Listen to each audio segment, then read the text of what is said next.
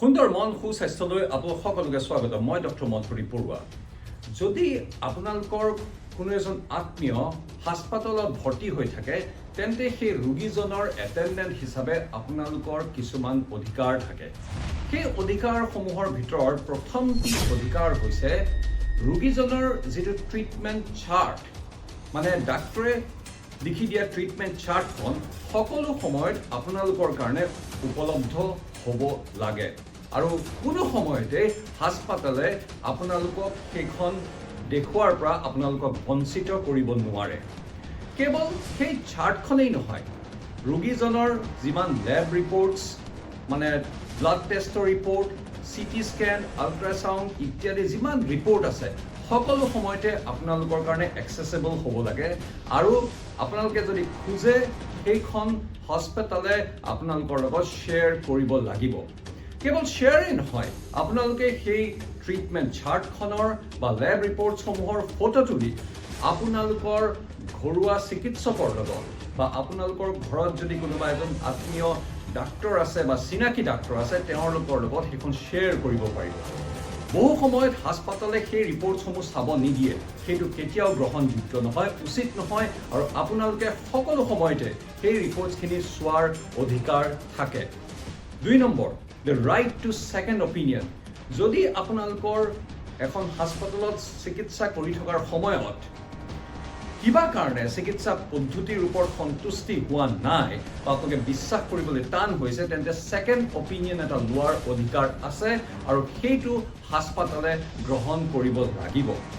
3 number, কোনো হাস্পাতালে আপোনালোকক বা আপোনালোকৰ ৰোগীজনৰ যি ঔষধসমূহ সেই ঔষধসমূহ নিজৰ ফাৰ্মাচীখনৰ পৰা কিনা জোৰ কৰিব নোৱাৰে। একেখিনি দৰৱ যদি বাহিৰত সস্তাত উপলব্ধ হয় তেন্তে আপোনালোকে সেই দৰৱসমূহ বাহিৰৰ পৰা আনিব পাৰে, কিন্তু এটা কথা মনত থ'ব, সেই দৰৱসমূহ ভাল কোৱালিটিৰ হ'ব লাগিব, উন্নত মানদণ্ডৰ হ'ব লাগিব আৰু ট্ৰাষ্টৱৰ্ডি হ'ব লাগিব। মূলতে 3টা খুব ডাঙৰ আৰু খুব গুৰুত্বপূৰ্ণ অধিকাৰ।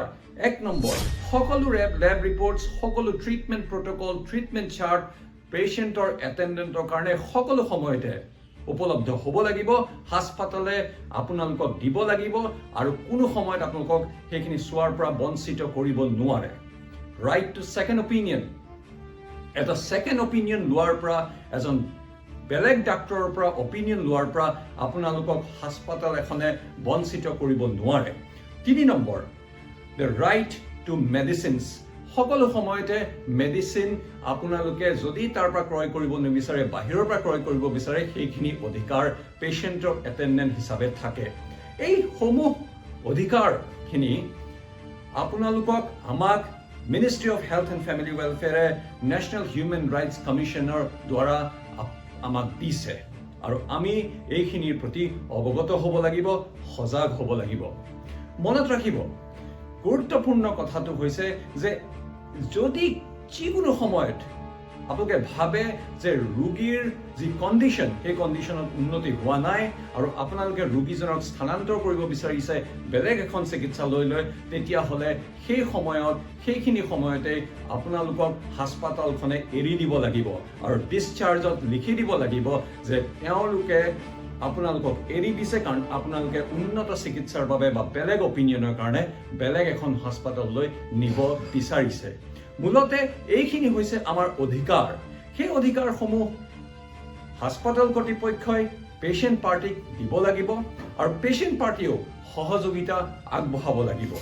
আমি জানো যে এই সময়ত, এই জটিল সময়ত যেতিয়া এজন ৰোগী হাস্পাতালত ভৰ্তি হৈ থাকে, মনটো খেলি মেলি হৈ থাকে, আৱেগিক নহ'ব, নিজৰ অধিকাৰসমূহ সাব্যস্ত কৰিব আৰু ডাক্তৰৰ লগত পোনপটীয়া যোগাযোগ কৰিব আৰু এইটো আপোনালোকৰ অধিকাৰ ডাক্তৰক প্ৰশ্ন সোধাৰ আৰু ডাক্তৰে সেই আপোনালোকৰ প্ৰশ্নখিনি, আপোনালোকৰ এপ্ৰিহেনশ্যনছখিনি, আপোনালোকৰ ডাউটখিনি যাতে পোনপটীয়াকৈ ভালকৈ বুজাই দিয়ে, ভাঙি দিয়ে আৰু দাঙি ধৰে আৰু পেচেণ্টৰ যিটো কণ্ডিশ্যন সেই কণ্ডিশ্যনৰ বিষয়ে আপোনালোকক এক্সপ্লেইন কৰে। কাম let us ভাউচ for patients rights. ধন্যবাদ।